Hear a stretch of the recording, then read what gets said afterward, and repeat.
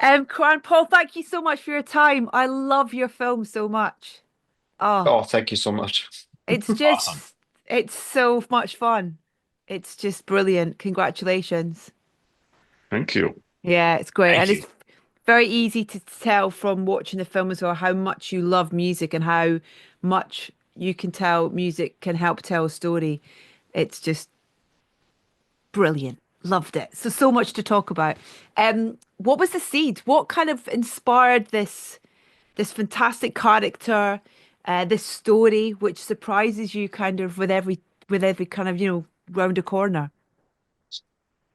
I mean, okay, so it took about 10 years to get this made, but the actual Oh my seed of the God. idea, yeah, for various reasons.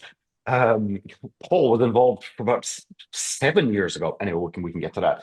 The initial seed was I'm Indian, but I'm born there. I haven't really lived there apart from a few dramatic moments against my will. But like I went to Bombay for the first time in my 20s and I was just taken by this really kind of overwhelming, crazy city full of contradictions and energy and stuff. So that was the first thing that pulled me in.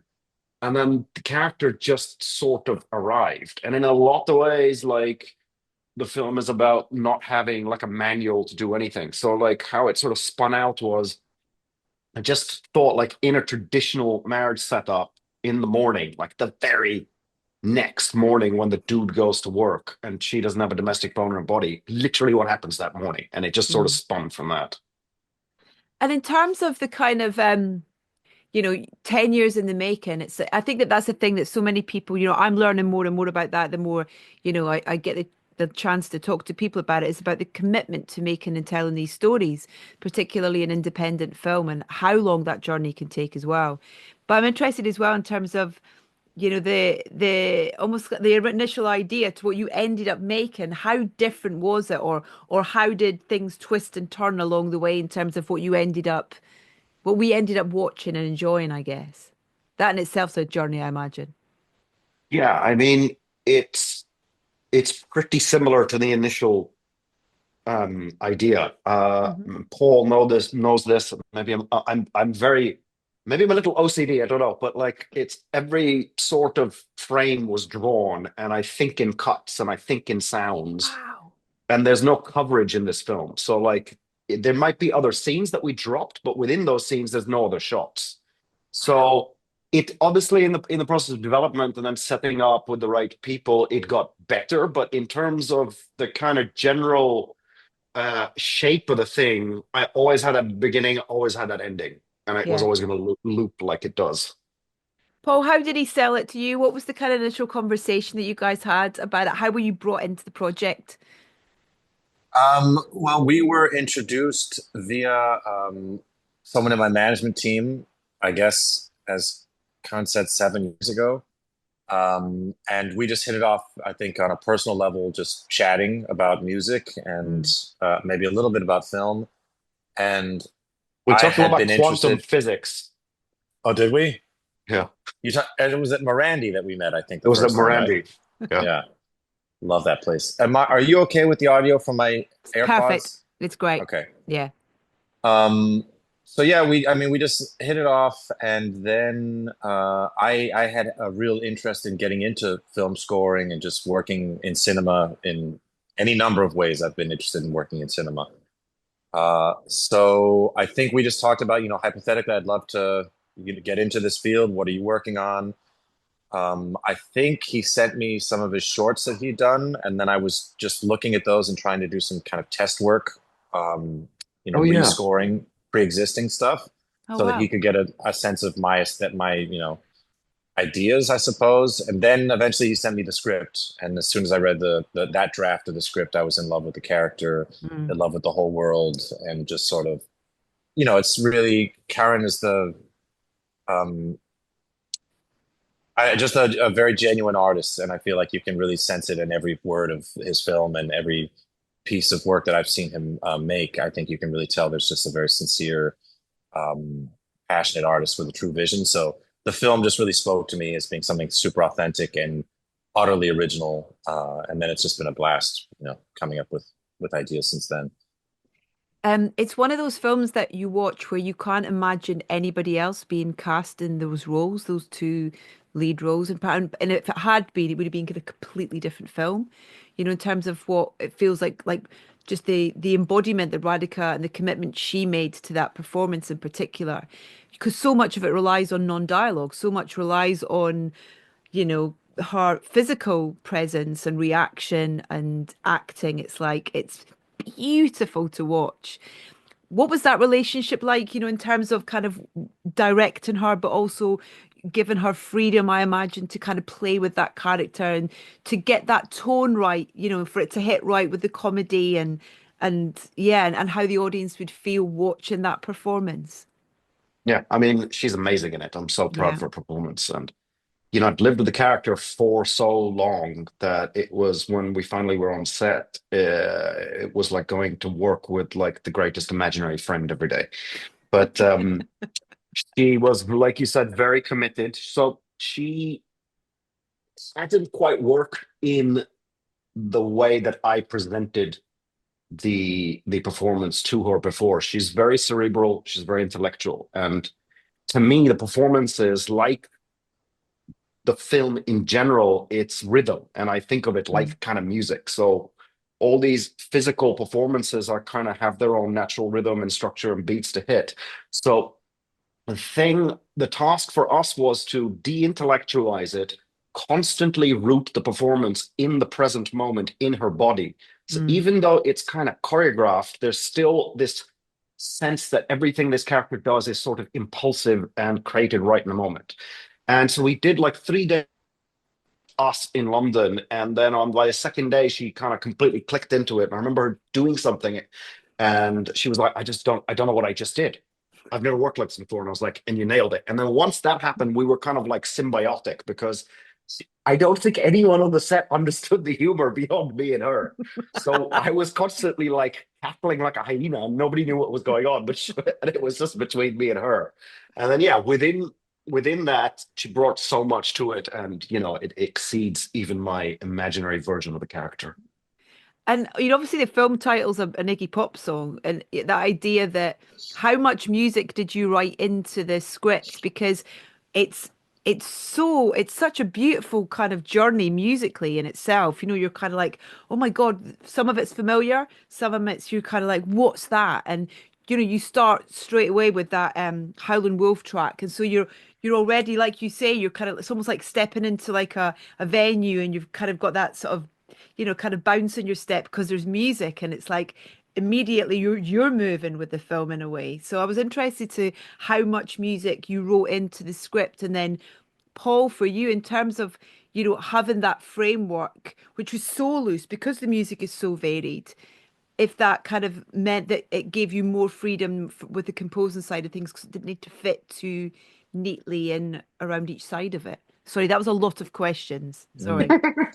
Uh, you want to go first, or should I go? No, you go first. Okay. So music is, as Paul knows, my greatest love in a way. And it's funny when we met, I was like, I don't really watch modern films, and he goes, I don't really listen to modern guitar music. So this is how we sort of like, and he's a massive film nerd, and I think I'm a music nerd. But uh, pretty much everything was in my head, and we pre-cleared all the music. And yeah, it's the film is kind of like a strange, at least when it comes to the music, a kind of strange cultural collage in a sense. These things shouldn't go together, but they do. And in the best way I can kind of describe, the film is almost like a Pixies song because it's kind of loud, it's quiet, it's loud, it's quiet. So, and then I'll hand over to Paul to Can I just I commend mean, you on the choice of Buddy Holly at that particular moment in the film? I don't want to kind of give anything away for people who haven't seen it, but fantastic choice of Buddy Holly at that particular moment. oh, thank you so much. It's funny you mentioned that because like somebody will remain nameless was trying to get and when we were like prepping and stuff was saying you should dump all this music, it's going to cost so much and people already know a lot of these songs. And I was like, the point of is taking something you are familiar with but completely changing its context and meaning by putting it against something you've never seen it in before, and like that's Mm, exciting to me anyway. yeah. Paul, sorry. yeah. I mean, I think even just the fact that as mentioned, the music was cleared before the film started shooting. I feel like that sort of shows something about this process that he had these songs cleared in advance, and I feel like that doesn't strike. I'm not sure that's a common thing to do. I think that really says something about how important the song selection was. Were cleared for the film. I started doing my part, it was to the script, and I just was kind of generating mood pieces that I thought were evocative and sort of complementary to the world of the film. But most of that stuff didn't get used. Most of that stuff, kind of, as the production went on, Karen was super specific with what he was envisioning. And oftentimes it was, I had done string arrangements and I had done sort of, lots and lots of things. But as we got closer, we got more and more specific about what he was looking for. And then it was really, I think his vision is so clear that I just sort of followed his instruction and his lead. And I kind of like working in that form because I think, especially if you work with a director that has such a clear vision, it's it's contagious, the passion, Mm. and it also sort of like it's not that it's like easier as much as it just feels like I don't know, like a true collaboration. So I Yeah. think it was just really it's really enriching for me and a really enjoyable experience. And I would, certainly do it again in a heartbeat, Mm. especially with Karen. Were you reacting to performance at all, Paul, as well? Once you kind of saw the kind of the color of that performance in a way, and the kind and the sort of, the comedy of it as well, in terms of, but also the heartbreak and the Well, and what's all an those amazing elements. thing about cinema, thinking about like the role of music in cinema, is you can interpret things so many different ways. And so Karen has a very keen sense of juxtaposition. Mm. So there'll be scenes where I would think, okay, well, we want to say something, we want to evoke something melancholy here. This is like her first journey in the evening, sort of like wandering through the streets. And it has to be sort of pensive or this or that. And Karen's like, no, no, like go the other way. If the visual is sort of telling you this, I want the music going in another direction. And so those Mm. are instincts that would not be my first instinct. And that's what I mean about it being a really true collaboration. That's like, oh, I see. You want it to be a juxtaposition, and that has like that creates a certain effect. And I think that's where a lot of the comedy comes from, and a lot of the feel that makes a Karen work is those choices are so idiosyncratic and unique and original, that's what it was sort of like, just really fun to be part of his process and sort of say like, oh, okay, yeah, I'll go Mm. another direction, and that'll create what you see now. Was it, were If you, I could jump in, like please, please, please, yeah. a good example of this is we were in the studio together and Paul was working on a track that was for a certain part in the film. And then as I was sitting there sucking it up and listening to him do this, something sort of clicked. I was like, actually, this should go at a completely other place in the story. And then we kind of did that, tweaked it a little, and then juxtaposed it. And it's this very key piece of music, a very key scene when she, let's say, embraces her feralness for the first time. Yeah. And then, did you enjoy that experience though, Paul, in terms of, being coming from the world of a musician, being as well as being in a band, a solo artist and working on other projects and stuff, where it's a completely different thing where in that instance, you're facilitating the creative process as a group, as an individual. And for this, you're facilitating the film, the story, the character. So you've kind of almost got to relinquish an element of control in a way as well. But did you quite like that side of it in terms of, the assignment almost in a way of having something a different way of having to be creative, I guess. I did, but I think it's everything to do with this particular film and with Karen as a director. And I think Yeah. I really believe in this movie, just the script from day one. This is just such a fantastic and original story. So it was just inspiring. It was, I think, I understand what you mean about relinquishing control, but to me, it's a little bit more just like it was a collaboration. So Yeah. it didn't Yeah. Yeah. feel Yeah. like my role as a musician is somehow relegated to like a different, more limited dimension. It actually just felt like I'm working on a fantastic piece of art, and the way that I'm participating is via music. Yeah.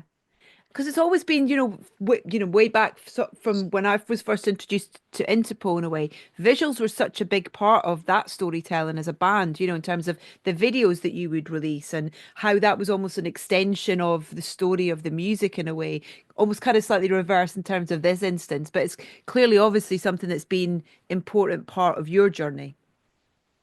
Yeah, yeah, cinema always, and yeah, the combination of sound and visual. But I had an interesting note. I was talking to Stuart from Mogwai at one point, and he Yeah. kind of had this, and I think he's done this. And I just asked him, do you have any advice? And he just kind of reiterated something that seems evident, but it's sort of the fact like what's more important is the visual, and like the Mm. sound is there to enhance the visual. You don't want to distract, or like it's not about writing the best song you've ever written or the best piece of music. It's about what enhances the visual. And then I think once you put that, um, you compound that with the fact that Karen has these super specific instincts, it became just like a fun process of trying to figure out how to best complement the visual, especially when it's often coming from an angle I wouldn't have initially come from. So for me, yeah, it's just a wonderful way to participate in cinema, but would it be a different story if I didn't love the picture or, working with the director as much? Yeah, just reminded me of that brilliant score that Mogwai did for The Returned. I don't know if either of you saw that crazy Mm-mm. French TV show. Oh, it was Oh, so I heard good. about them doing this, but I never saw it. Oh, it Yeah. was really, really good. Yeah, there's a little recommendation for you. Um, and then in terms of the kind of the Iggy Pop cover as well, that's just a lovely full circle in terms of he's obviously an important artist for you, Karen, in terms of what I mean, it's everything about him really. Do you know what I mean? It's kind of what is it and what is it about him as a performer, a character, his music, his lyrics that has been such a lovely presence in this film. It's really hard to say it in like an intellectual way, but like, I think he's my Jesus, and he's a one of a kind, he's a survivor. And I'll tell you what it is. Like, I think I put art above anything else. And the creative act is such a mysterious thing. And to me, what he did with the Stooges is just pure unhindered expression. Like, I don't even know if they knew what they were doing on that first record, and that's the beauty of it. It's like so unhinged and real.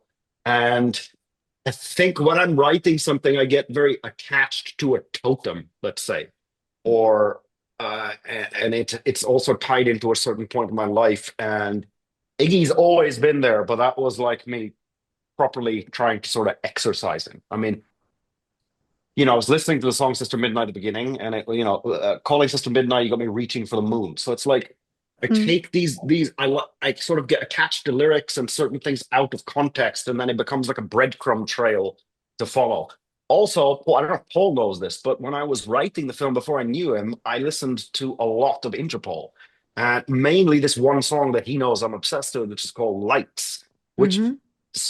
which is so beautiful because it's got this sort of incremental, almost symphonic escalation, which in a sense is what I was trying to achieve with the film. And we did talk about even doing something with that track at one point, but yeah, I don't have an intellectual answer other than You like don't need one. You've got an emotional and personal one. That's all it needs to be. yeah. But Paul's cover is so beautiful, isn't it? So great. So Oh, great. thank you very Yeah. much. And he's Um, got another one in up his sleeve, which I don't know if we're allowed to say yet, but there's another Iggy cover coming out at oh, some point. really? Oh, wicked. Can't say any more, or to do with the film, or just as a separate thing? To do with the film. Yeah. Oh, that's amazing. Okay, now all I want is a kind of a live playback of the film with all these songs being played by a DJ on stage, and then Paul playing the score elements, and then the Iggy Pop cover at the end. What do you reckon? So that's correct. Make it happen, Edith. Yeah. Yes, sounds fun. Okay, I'd be there. I'll book a venue now. Um, but listen, I genuinely, when I first saw the film, was kind of like, oh my God, this is so It's so different. It's like, and I love when you can't put things in boxes. It's so healthy. It's so refreshing. And this is definitely one of those films. And it's what a journey for you, even you're 10 years in the making, but the film itself almost had nearly a year of kind of it being talked about, from Cannes last year to, to now. It's and finally it's coming out in cinemas. It's like, yeah. How'd you feel? Still exhausted, but happy. It's I've just been on the road. I mean, I'm not used to being on tour like this dude is. So I'm catching up. It's you know what? Every week something beautiful happens with this film, and it surprises me beyond my expectations. And I'm it's a miracle to get a film in front of an audience, and that's been actually the greatest thing is just like interacting with people all over the world and all these weirdos coming up who feel like some kindred feeling with the film. And like the same way when I heard a Ramones song or something when I was younger and like didn't feel that alone. I'm hoping that's how people feel when they see it. But yeah, it's crazy. It's out in less than 10 days, and yeah, I'm excited and a bit nervous, but it's been quite a trip. Yeah, I hope you already have the next one kind of there ready to go in some way, shape, We or form. do, and I'm asking Mr. Banks to maybe do something weird with a saxophone this time. All right. Paul, have you enjoyed this experience then of, you said you've always wanted to kind of get into the composing side of this, and this experience, from hearing you talk has clearly been a a really memorable one and really enjoyable experience for you. It has, yeah, it's been incredible. And I feel really lucky. I feel really lucky to have met Karen and have met him when he was going to make this particular piece of art. And it's been, yeah, very inspiring and just a wonderful experience. So I feel very lucky that this is how I got to first set foot into the realm of scoring. Amazing. Well, it looks like it's a really beautiful collaboration. And thank you so much for your time today. Honestly, huge congratulations on the film.